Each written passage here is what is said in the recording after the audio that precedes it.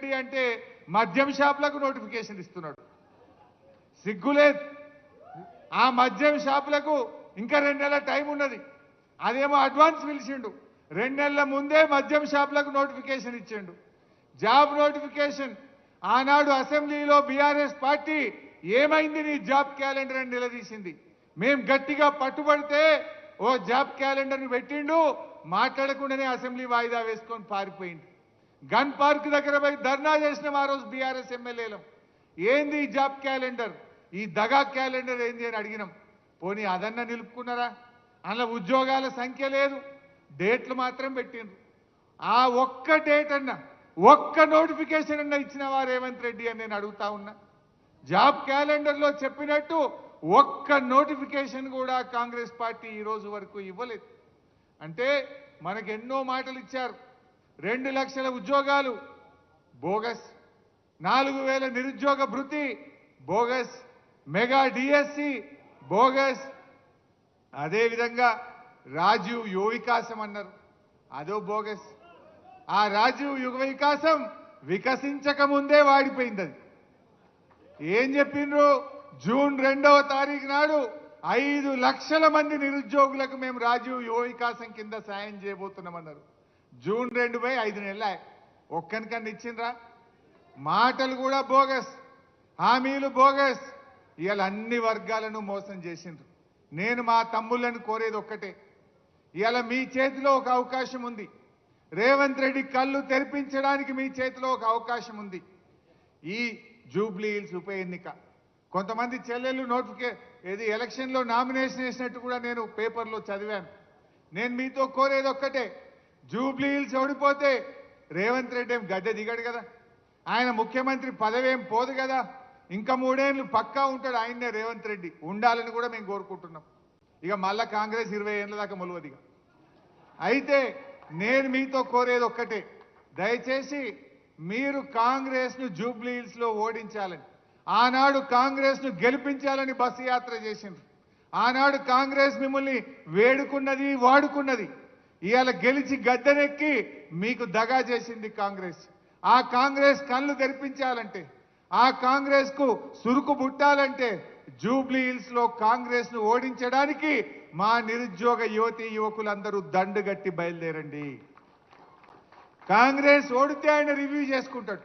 రాహుల్ గాంధీ అడుగుతాడు, నేను ఏమైందా నువ్వు ఎందుకు ఓడినావు అంటే, అప్పుడు మా నిరుద్యోగ యువతి యువకులకు 2 లక్షల ఉద్యోగాలు ఇస్తా అని రాహుల్ గాంధీ, ప్రియాంక గాంధీ మాట ఇచ్చి మోసం చేసింది కనుక ఈ నిరుద్యోగ యువకులే కాంగ్రెస్ ను ఓడించిండ్రు అనేటువంటి విషయం వాళ్ళకి అర్థం కావాలి. ఉద్యోగాలు ఇవాళ మనకు 2 లక్షల ఉద్యోగాలు రావాలంటే, మెగా డిఎస్సి రావాలంటే, జీవో 46 అమలు కావాలంటే జూబ్లీ హిల్స్ లో కాంగ్రెస్ కు గుణపాఠం చెప్పండి. అప్పుడే ఇవన్నీ వస్తాయి. గవర్నమెంట్ ఏం మారది, కొత్త గవర్నమెంట్ ఏం ఎక్కదు.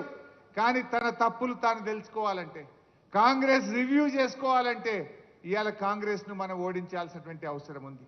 దయచేసి ఆలోచించండి. జీవో 29, జీవో 55 ఆనాడు అసెంబ్లీలో నేను ఎంత గట్టిగా మాట్లాడానో మీరందరూ కూడా చూసే ఉంటారు. ఆయన బట్టి విక్రమార్క గారు, మీరు దళిత వర్గం నుంచి ఉప ముఖ్యమంత్రిగా, ఆర్థిక మంత్రిగా ఉన్నారు, రేవంత్ రెడ్డికి ఎట్లయినా సోయి లేదు, నువ్వన్నా పట్టించుకో బట్టి గారు అని చెప్పి శాసనసభ వేదికగా బతిన్లాడినా కూడా ఆయన పట్టించుకునే పరిస్థితుల్లో లేడు. అంటే ఇవాళ ఎంత దుర్మార్గంగా వ్యవహరిస్తున్నారో మీ అందరికీ అర్థమైతా ఉంది. జాబులు నింపండి అయ్యా అంటే జేబులు నింపుకుంటున్నారు కాంగ్రెస్ వాళ్ళు. జాబులు నింపుతలేరు కానీ కాంగ్రెస్ నాయకులు జేబులు నింపుకునే పనిలో పడ్డారు. గల్ల పెట్టెలు నింపుకుంటున్నారు. ఏమి చూసినా పర్సెంటేజీలు. ఇవాళ రేవంత్ రెడ్డి విద్యాశాఖ మంత్రిగా ఫెయిల్, మున్సిపల్ మంత్రిగా ఫెయిల్, హోం మంత్రిగా ఫెయిల్, ముఖ్యమంత్రిగా కూడా ఫెయిల్ అయిపోయింది. ఒక్క దాంట్లో మాత్రం పాస్ అయింది, కలెక్షన్ మంత్రిగా మాత్రం పాస్ అయింది, వసూళ్లలో మాత్రం పాస్ అయిండు, అన్నిట్లలో ఫెయిల్ అయిపోయింది. ఇందాకో తమ్ముడు బాగా చెప్పిండు, విద్యరాని రేవంత్ రెడ్డి విద్యాశాఖ మంత్రి, దేశంలో అతి ఎక్కువ క్రిమినల్ కేసులు ఉన్న ముఖ్యమంత్రి ఈయననే హోం మంత్రి, జీవితంలో ఎన్నడూ మంత్రి చేయని వ్యక్తి డైరెక్ట్ గా ముఖ్యమంత్రి అయితే ఇలా రాష్ట్రం పరిస్థితి ఏమైతుందో మనందరం కూడా గమనిస్తా ఉన్నాం. ఏది ఏమైనా బాగా ఆలోచించండి. ఇవాళ నిరుద్యోగ యువతి యువకులు రాష్ట్రంలో ఏం జరుగుతుందో ఆలోచించండి. ఆనాడు బీఆర్ఎస్ ప్రభుత్వం టీఎస్ ఐపాస్ తెచ్చి పారిశ్రామికవేత్తలకు రెడ్ కార్పెట్ వేసి పెద్ద ఎత్తున ఐటీ ఉద్యోగాలు సంపాదించింది, పెద్ద ఎత్తున పెట్టుబడులను ఆకర్షించింది, పెద్ద ఎత్తున ఇండస్ట్రీస్ పెట్టించి ఎన్ని వేలాది ఉద్యోగాలకు అవకాశం కల్పించింది. ఇవాళ ఏం జరిగింది? Gun culture. ఆనాడు మనం పెట్టుబడులు ఆహ్వానిస్తే, ఆనాడు మనం పారిశ్రామికవేత్తలను ఆహ్వానించి ప్రైవేట్ రంగంలో ఉపాధి అవకాశాలు పెంచితే ఇవాళ వీళ్ళు తుపాకులు పెట్టి వాటాల కోసం పోరాడుతున్నారు. మంత్రులు, ముఖ్యమంత్రి ఇవాళ గన్నులు పెట్టి బెదిరిస్తున్నారని ఎవరు చెప్తున్నారు? స్వయంగా కేబినెట్ మంత్రి గారి కుమార్తె చెప్పింది.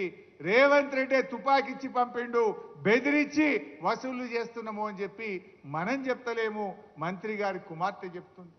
ఇవాళ ఐఏఎస్ ఆఫీసర్లు మధ్యలోనే వాలంటీర్ రిటైర్మెంట్ తీసుకొని ఒక మంచి అధికారి ఇవాళ మధ్యలోనే వెళ్ళిపోతున్న పరిస్థితి వచ్చింది. రాష్ట్రం ఎటువైపు పోతుందో ఆలోచించండి. ముఖ్యంగా నిరుద్యోగ యువతి యువకులు, చదువుకున్నటువంటి వాళ్ళు, ఇవాళ రేపటి భవిష్యత్ తరం నాయకులు మీరందరూ కూడా జాగ్రత్తగా ఆలోచించాల్సిన అవసరం ఉంది. ఇవాళ బీఆర్ఎస్ పార్టీ ఆనాడు 1,64,000 ప్రభుత్వ ఉద్యోగాలు ఇచ్చింది. కాకపోతే మేము చెప్పుకోలేకపోవచ్చు, కాకపోతే మీరు ఆశించినంత స్థాయిలో చేయలేకపోవచ్చు. గ్రూప్ 1, గ్రూప్ 2 ఆ రోజు ఆలస్యమైంది. కారణం ఏంటంటే 2 ఏళ్ళు కరోనా.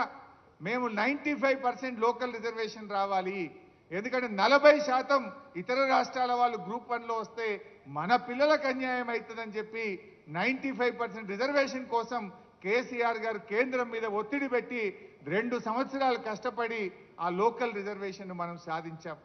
ఇందాక మిత్రులు చెప్పారు, రేవంత్ రెడ్డి ఉద్యోగాలు ఇచ్చినా అంటుండు. ఆయన ఇచ్చిన వాటిల్లో నోటిఫికేషన్ ఇచ్చింది బీఆర్ఎస్, పరీక్ష పెట్టింది బీఆర్ఎస్, ఫిజికల్ టెస్ట్ పెట్టింది బీఆర్ఎస్, ఫలితాలు ఇచ్చింది బీఆర్ఎస్, కాయిదాలు వంచింది రేవంత్ రెడ్డి. అది 60,000 ఇచ్చినా అంటాడు. ఎస్ఐ కానిస్టేబుల్ ఉద్యోగాలు బీఆర్ఎస్ ప్రభుత్వమే అన్ని పరీక్షలు నిర్వహించిన 15,400 ఉద్యోగాలు బీఆర్ఎస్ నోటిఫికేషన్ ఇచ్చింది. 9,000 గురుకుల ఉద్యోగాలు